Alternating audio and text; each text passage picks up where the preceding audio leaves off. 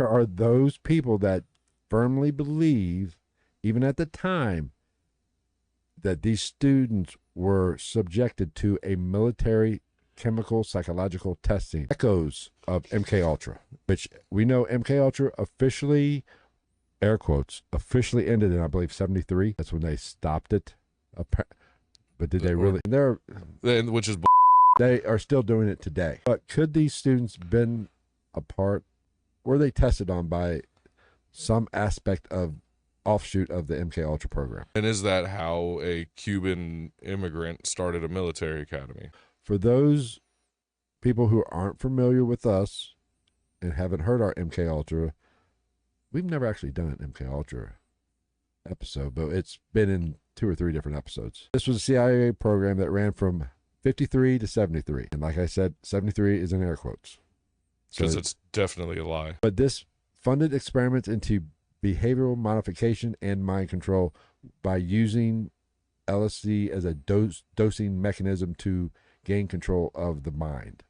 And sleep deprivation, hypnosis, all that shit. So I don't blame people for jumping to this, but I have a hard time. Well, but then again, being a Cuban American school, mostly of Cuban immigrants, if they were going to test somebody, it'd be them. It's a good spice. If they were going to throw a test of LSD on a group, it's going to be the Tuskegee experiment. Wax. You know, they tend to do things to minorities. Let's be honest. That's the way the government works. Specifically, well, especially at, I don't know if one would say strategically timed experimentation on people of different race.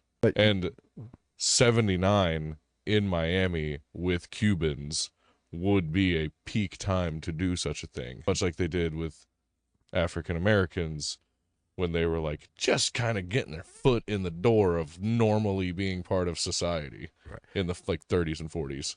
I do think this MKUltra is an interesting version of this.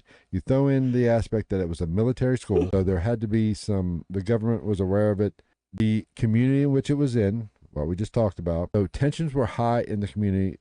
Even though people were coming here, there were still probably Castro supporters in the group. So tensions in the group was even high. Let's be honest, it made Miami very, very interesting to the intelligence community. So